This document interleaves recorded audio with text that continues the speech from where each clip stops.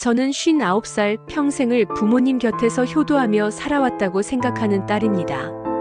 하지만 이제는 제 삶이 어디서부터 잘못되었는지 누구를 믿어야 할지 모르겠습니다. 제 아버지는 엄격하고 강직한 분이셨습니다. 마을에서 존경받았고 사업도 크게 하셨기에 저와 형제들은 그늘없이 자랐습니다. 그리고 아버지가 세상을 떠나시기 전 유언처럼 남긴 말은 단 하나였습니다. 내 재산은 너희 형제끼리 잘 나눠서 사이좋게 살아라.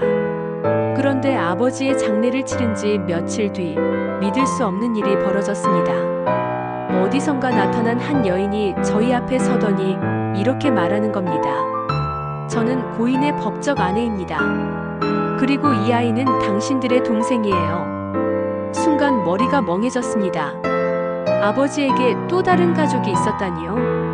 그 여인은 아버지가 수십 년간 두 집 살림을 하며 자신과 아이를 돌봤다고 주장했습니다. 심지어 법적인 혼인신고 서류까지 내밀었습니다.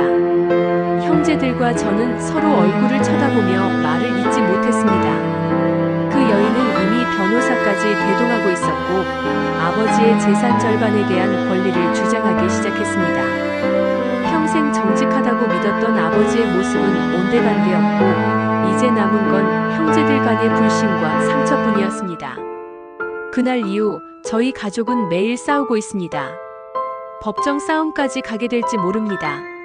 저는 매일 밤 아버지를 원망하며 울다가도 어쩌면 아버지도 이 세상에서 마지막까지 외로웠던 건 아닐까 싶어 마음이 복잡해집니다. 그날 이후 저희 형제들은 서로를 의심하기 시작했습니다.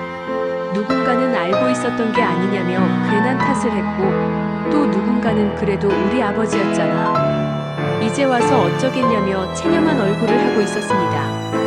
하지만 마음 한구석에선 다들 원망과 억울함이 가시지 않았습니다. 아버지의 재산을 두고 변호사 사무실을 오가며 우리는 더 이상 예전의 형제, 자매가 아니었습니다. 그리고 그 여인과 그 아이를 처음엔 미워했습니다.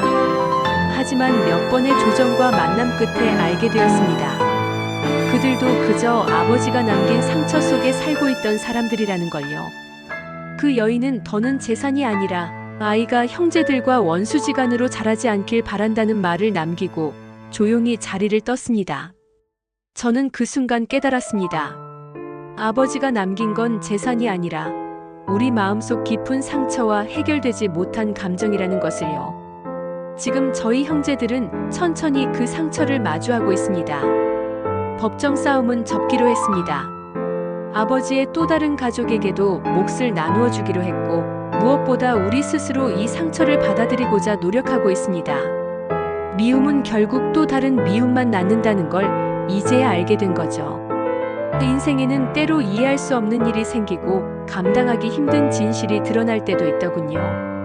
하지만 결국 사람을 지키는 건 재산이 아니라 마음이라는 걸 저는 이 일을 통해 배우게 되었습니다.